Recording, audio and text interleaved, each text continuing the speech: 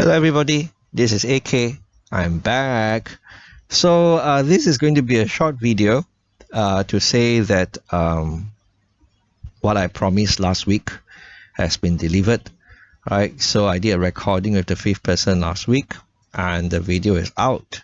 So we talk about the banks, interest rates, and REITs, and in 2024, what to expect, right? All this is with my Q3 passive income in mind.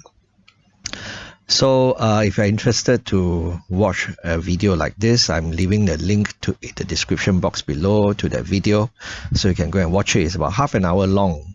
Right, so well, it's lots of fun. Okay, so but while I'm on the microphone, I might as well say a few other things. All right, in response to my video yesterday about the passing of Charlie Munger and about what he said, that he desperately wanted freedom, financial freedom. That's why he worked towards having more money, being richer. Some a reader asked me, that they say money is the root of all evil, and he wonders how true is that. Well, of course, that saying came from the church, right? Is to warn people against being too greedy, and that avarice is a sin, right? Well, personally, I think there's nothing wrong with a desire for more money, right? But it is how we make money that defines if we are evil or not, right? So if we are promoting some scams, for example, and scamming people out of their money, right, we might not be the scammer, but if we're helping the scammer, then I think we are also evil, right? We are an accomplice. Right. So if, for example, eco house in Brazil, that kind of thing, or profitable plots, or about land banking, and there's the Swiss gold, asking people to invest in an investment scheme that generates income from buying gold, or oil pots. There's another scam in the past where telling people to invest in income generating oil investments, and all turn out to be scams. Whether we are the original scammer or people, or we are people promoting them, that means getting more customers for them, we are all evil, one way or another, knowingly or not knowingly, doesn't matter, right? It's a sin. All right, so the Chinese people were saying, 君子爱财，取之有道. So you can be a gentleman and you can still like money, right? You love money, but there's nothing wrong with that. But as long as you are doing it legally and ethically, right? You're not scamming people and you're not breaking the law. All right, so that's just something random thought, right? And the video that I did with the fifth person talk about banks, interest rates, and REITs, right? So, and in the news today, I saw something about banks, and I think it's important enough to give a mention as well. So, the China's central bank says that it's going to press banks to lower their real lending rates, right, amid concerns that deflation has effectively pushed up borrowing costs in price-adjusted terms. So the People's Bank of China, or PBOC, says that it's going to guide banks to coordinate their lending to smooth out volatility in credit growth between year-end and the start of next year. So the Chinese banks, we know they have been confronted with shrinking profit margins, and they have been very wary to reduce their lending rates, unless they can also cut the rates paid out on savings, right? So I know many people are invested in China's banks for the dividends, but like I keep saying, we want to be very cautious, right? Because profit margin is shrinking and they have more non-performing loans. And in one of my latest videos, I say they're actually packaging off these loans to sell them as asset-backed securities. So you have to get rid of a lot of these non-performing loans from their books.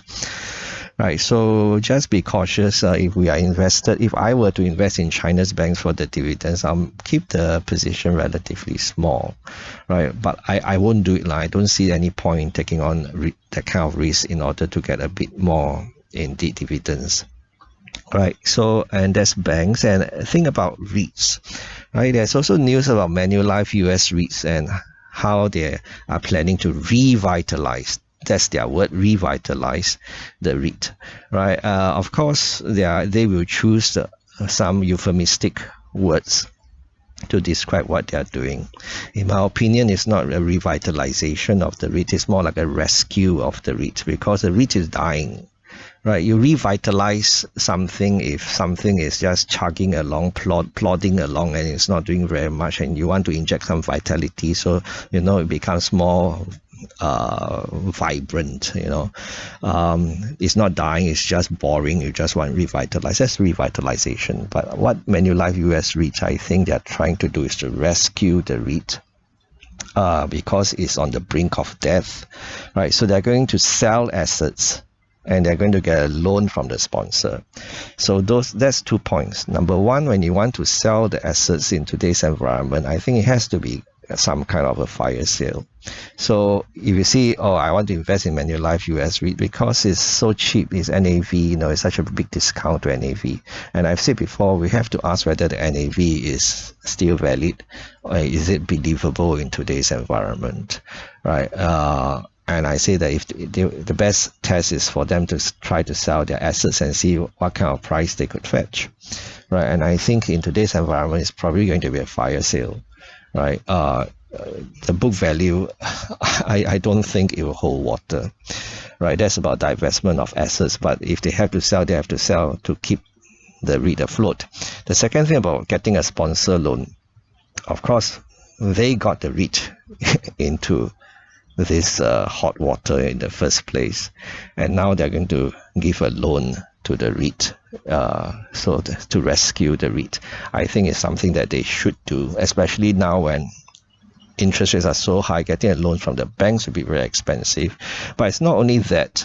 To refinance is going to be very expensive, is number one. Number two is whether they can even get refinancing, right? Whether credit is even available, right? So I think when a sponsor has to step in with a loan, that speaks volume about the current situation, right?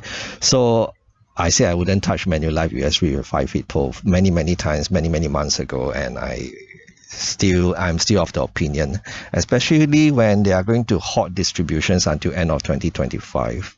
And if you think, never mind, 2026 they resume distributions, there's no guarantee that 2026 they'll resume distribution. But yeah, if we want to try our luck, then at least be prepared that in the next 2 years there will be zero distribution. So it's just dead money.